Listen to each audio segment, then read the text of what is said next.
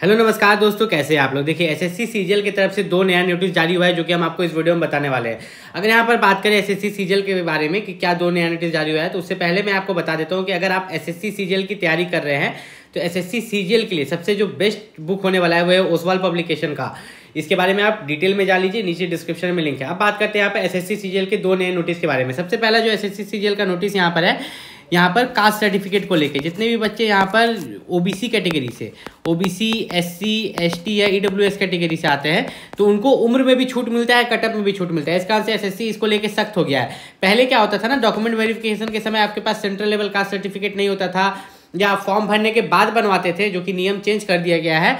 तो आपको 1 महीने का समय दिया जाता था, लेकिन अब ये सभी सिस्टम को खत्म कर दिया गया है। यहाँ पर ऊपर में सीधा चलिए, यहाँ पर डेट दिखाते हैं। एसएससी सीजीएल का फॉर्म अप्लाई का लास्ट डेट क्या है, 4 जुलाई। क्या है, 4 जुलाई।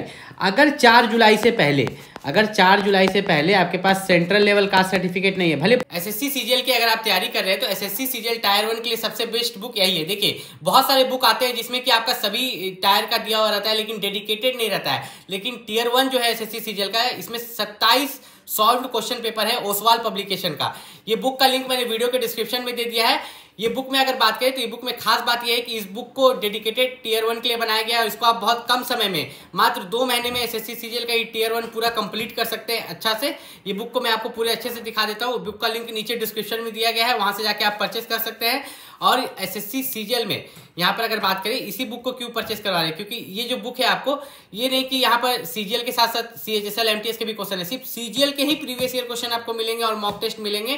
तो इसका लिंक डिस्क्रिप्शन में है, जाइए परचेस कीजिए। पुराना होगा तो चलेगा, लेकिन अगर आपके पास सेंट्रल लेवल कास्ट सर्टिफिकेट नहीं है, ठीक है, ओबीसी, एससी, एसटी, ईडब्ल्यूएस वाले बच्चे, ठीक है, याद रखिएगा, ओबीसी, एससी, एसटी और ईडब्ल्यूएस वाले, अगर आपके पास 4 जुलाई से पहले सेंट्रल लेवल का सर्टिफिकेट नहीं है, अगर आप ऐसा सोच रहे हैं कि फॉर्म भरते समय बोल देते हैं कि हाँ हम ओबीसी हैं, एससी हैं, एसटी है, ईडब्ल्यूएस है और 4 जुलाई के बाद बनवा लेंगे, तो आपको डॉक्यूमेंट वेरिफिकेशन में रिजेक्ट कर देगा। सीधा बात आप सुन लीजिए, एसएससी की तरफ से ये बोला गया है कि 4 जुलाई से पहले, जो कि क्रूशियल डेट है उसका फॉर्म भरने का लास्ट डेट, ठीक है, यहाँ पर बात करें तो उससे पहले आपको क्या करना है, अपना सेंट्रल लेवल का सर्टिफिकेट बनवा लेना है। नहीं तो जनरल बन के फॉर्म भरिए, ठीक है, नहीं तो जनरल बन के फॉर्म भरिए, कोई दिक्कत ही नहीं होगा आपको। अब यहाँ पर दूसरा यहाँ पर बात करें एसएससी सीजीएल की तरफ से, तो बच्चे यहाँ पर परेशान है एसएससी सीजीएल की तरफ से। यहाँ पर कम वैकेंसीज को देख के उनको लग रहा है कि मात्र 14,000 वैकेंसी, इतना कम वैकेंसी कैसे हो सकता है। तो देखिए ये मात्र 14,000 वैकेंसी नहीं रहने वाली है, वैकेंसी आपकी और 3,000 बढ़ेगी यहाँ पर, ठीक है।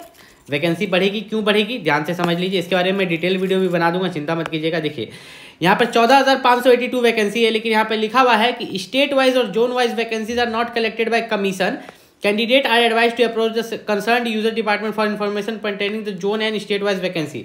देखिए अब क्या होता है ना, एसएससी से जब आप जॉब करते हैं तो आपको अलग अलग स्टेट में जॉब मिलता है, अलग अलग आपको कमीशंस में जॉब मिलता है, अलग अलग मिनिस्ट्री में आपको जॉब मिलता है। तो एसएससी का वैकेंसी टाइम से पहले निकल गया। एसएससी का वैकेंसी क्या होता था ना कि एसएससी का वैकेंसी जो सीजीएल का वैकेंसी है वो बाद में निकलता था, लेकिन कैलेंडर में सबसे पहले एसएससी सीजीएल का वैकेंसी निकल गया। तो जो आपका डिपार्टमेंट होता है जो रिक्रूट करता है एसएससी के अंदर, इनकम टैक्स ये सब, तो उसके अंदर कितना वैकेंसी खाली है वो बता ही नहीं पाया। तो अभी कम से कम मिनिमम 3,000 तो वैकेंसी और बढ़ेगा और भी बढ़ सकता है। मिनिमम 3,000 अभी खाली है और सब डिपार्टमेंट में मिला के, ठीक है। और यहाँ पर वैकेंसी अगर मान के चलिए तो आपका 20,000 के आसपास यहाँ पर बढ़ के हो जाएगा। 14,000 से कितना हो जाएगा, 20,000 के आसपास आपका एसएससी सीजीएल का वैकेंसी बढ़ के होने वाला है। अब एसएससी सीजीएल में मेनली एसएससी सीजीएल के यहाँ पर जितने भी कैंडिडेट हैं तो उन्हें यहाँ पर मैं बता दूं कि सबसे यहाँ पर दिक्कत देने वाला पॉइंट क्या आ रहा है। देखिए यहाँ पर जो है सेंट्रल लेवल कास्ट सर्टिफिकेट के बारे में इन लोगों ने दिया है ना कि अगर कोई बच्चा ओबीसी से भरता है लेकिन अगर उसका लास्ट डेट से पहले सेंट्रल लेवल कास्ट सर्टिफिकेट नहीं बना हुआ रहता है तो उसे यहाँ पर रिजेक्ट कर दिया जाएगा। साफ साफ इन्होंने यहाँ पर दे दिया है। अब मेनली अगर बात करें तो क्रूशियल डेट जो है वो लास्ट डेट को रखा गया है, closing date of online application को क्रूशियल डेट रखा गया है, जो मैंने बताया था शुरू में, बस नीचे मैंने आपको यहाँ पर दिखा दिया। अब मेनली अगर हम यहाँ पर बात करें एसएससी सीजीएल के बारे में, थोड़ा सा नीचे अगर हम चलते हैं तो एग्जाम पैटर्न में बच्चों को क्या दिक्कत हो रहा है। क्वालिफिकेशन तो ग्रेजुएशन है, लेकिन अपियरिंग भी अप्लाई कर सकता है। जो ग्रेजुएशन अपियरिंग है वो भी कैंडिडेट अप्लाई कर सकता है, लेकिन उसको 1/8/2025 से पहले उसका ऑनलाइन रिजल्ट कम से कम ग्रेजुएशन का आ जाना चाहिए, तभी अपियरिंग वाला यहाँ पर अप्लाई कर सकता है। अब एग्जाम पैटर्न में बहुत लोगों को यहाँ पर दिक्कत लग रहा है, मैं बताता हूँ क्यों दिक्कत लग रहा है, ध्यान से समझिएगा। टायर 1 में तो किसी को दिक्कत नहीं है, ठीक है। आपका रीजनिंग 25 क्वेश्चन, ये सब जितना भी है 100 क्वेश्चन 200 मार्क्स, इसमें किसी को दिक्कत नहीं है। टायर 1 में जो 1 घंटा का समय मिलता है, इसमें कोई चेंजेस नहीं है। टायर 2 में थोड़ा बदलाव किया गया है, जिसके कारण बच्चों को दिक्कत होता है। सबसे पहला जो बैरियर आप लोगों के लिए बनता है कि आप लोग जिस दिन मेंस देने जाते हो उसी दिन आपका टाइपिंग टेस्ट होता है। ये सबसे बड़ा दिक्कत है आपके लिए, ठीक है। और इसके कारण यहाँ पर कम से कम 30% बच्चे जो कि ब्रिलियंट है एग्जाम में, अच्छा मार्क्स सिक्योर करते हैं, फेल कर जाते हैं। बोलने का मतलब ये है कि मेंस एग्जाम जिस दिन आपका होता है, ये मैथ रीजनिंग ये सब 180 मार्क्स का यहाँ हुआ ना, मैथ रीजनिंग मिला के आप फुल मार्क्स ला लीजिए, इसमें भी फुल मार्क्स ला लीजिए, कंप्यूटर में भी 60 मार्क्स का फुल मार्क्स ला लीजिए, और टाइपिंग टेस्ट में खाली फेल होके दिखाइए, आप फेल हो जाइएगा। तो 30% बच्चे ऐसे भी थे पिछले बार, जो कि मतलब यहाँ पर आप देखिएगा ना कि टाइपिंग टेस्ट के कारण ये लोग फेल हुए थे, अच्छा मार्क्स सिक्योर करने के बाद भी। तो ये बहुत ही बड़ा बैरियर है जो कि एसएससी बहुत गलत कर रहा है। टाइपिंग टेस्ट एक अलग दिन लेना चाहिए, बच्चा को कम से कम 20 दिन का समय देना चाहिए कि थोड़ा खुला माइंड से दे। ये बहुत ही गलत यहाँ पर किया जाता है बच्चों के साथ। बाकी सब तो सेम है, ठीक है। और ये टाइपिंग वाला के कारण यहाँ पर बहुत बच्चों को प्रॉब्लम हुआ है, ठीक है। इसको यहाँ पर इस पैटर्न को थोड़ा चेंज करना चाहिए था, लेकिन अब क्या कीजिएगा, अब जॉब करना है तो आपको मेंस के साथ साथ टाइपिंग का भी यहाँ पर तैयारी करना पड़ेगा।